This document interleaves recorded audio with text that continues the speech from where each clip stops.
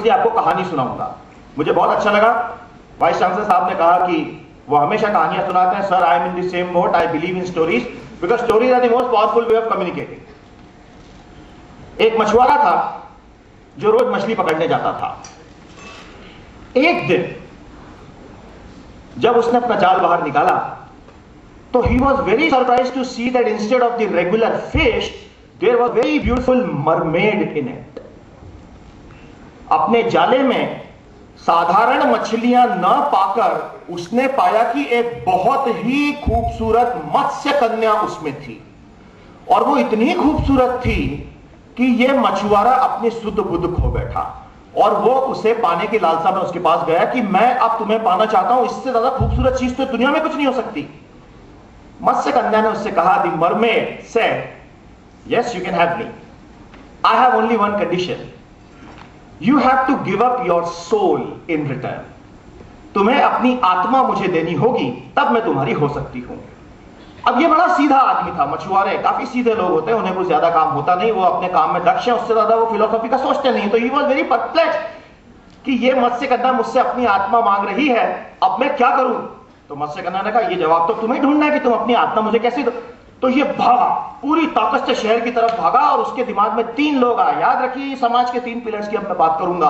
पहला था पुजारी, धर्मगुरु, दूसरा था साइंटिस्ट, शिक्षक, वैज्ञानिक, और तीसरा था ट्रेडर, मर्चेंट, बिजनेसमैन, जिसे आज हम एमबीए भी कह सकते हैं। सबसे पहले ये प्रीस्ट के पास गया और प्रीस्ट को बोला, I have seen a mermaid and I need to give up my soul, please tell me how I can give up my soul to achieve the mermaid. तो प्रीस्ट ने उससे कहा, धर्म की काफी जटिल परिभाषाएं समझाते हुए कि क्यों यह संभव नहीं हो सकता, और क्यों तुम ऐसा करोगे तो यह अन्याय होगा तुम्हारे साथ, और क्यों वगैरह वगैरह 10 बातें बताई। बेसिक जिस्ट ये थी कि यह संभव नहीं है, और उसे दरवाजे से लौटा दिया। फिर वो एक साइंटिस्ट के पास गया।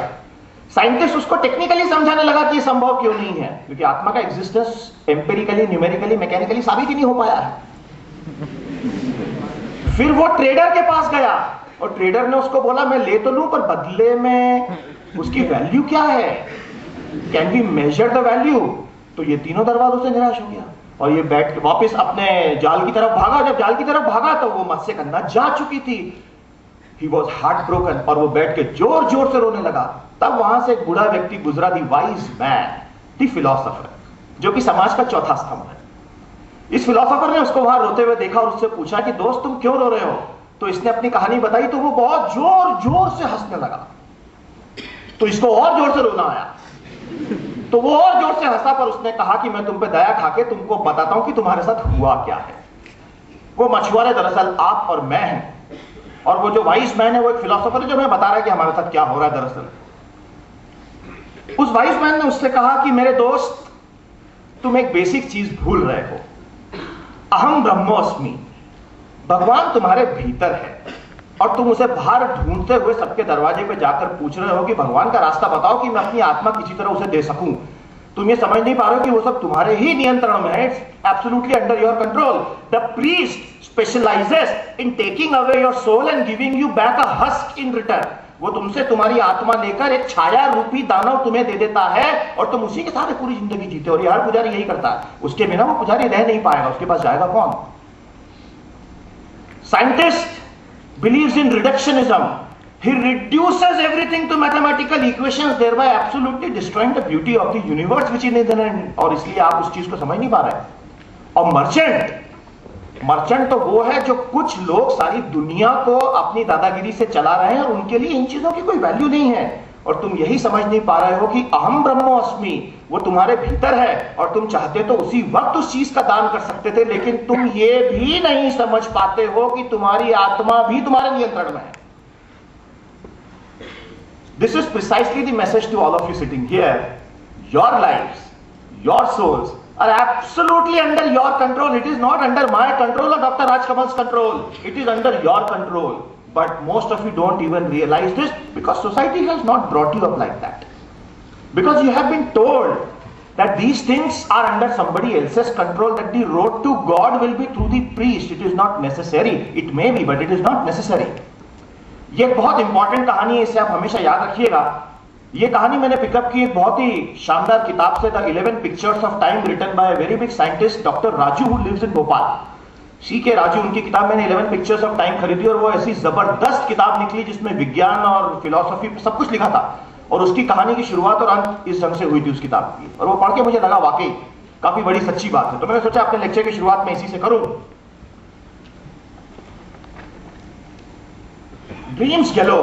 मेरे सामने सारे युवा बैठे हैं जो आज से 1, 2, 3 साल के बाद अपनी जिंदगी की डोर अपने हाथ में लेके होंगे और जिंदगी की लड़ाई शुरू कर चुके होंगे। याद रखें एक बेसिक चीज, 50, 60, 70 साल आपके हाथ में रहेंगे। पॉल्यूशन की दर यही रही तो 40 से 50 साल आपके हाथ में रहेंगे। अगर पॉल्यूशन पे कुछ दिल्ली के सीएनजी के जैसे हो पाया तो शायद 70 से 80 साल आपके हाथ में रहेंगे। इस जिंदगी को कैसे जीना है, अभी मैंने कहा निर्णय आपको करना है। एक सवाल खुद से हमेशा पूछें, what do I wish to see when I am 70 years old।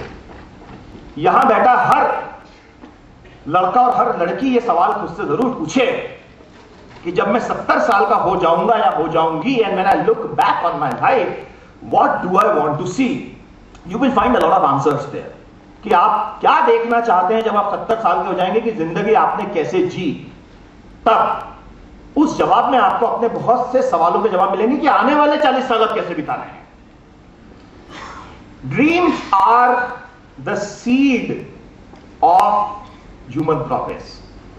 बहुत मजे की बात है, अगर सपने नहीं होते तो क्या होता? We would be vegetables. We human beings are here because everyone from 2 lakh years ago in our species has had dream। मैं आप सबको एक बहुत शानदार साइंटिफिक प्रोजेक्ट के बारे में बताना चाहूंगा, लेकिन उसके पहले मैं आपको एक बहुत ही शॉकिंग सच्चाई बताना चाहूंगा। इस हॉल में बैठा हर इंसान, इस हॉल के बाहर हर इंसान इस विश्व में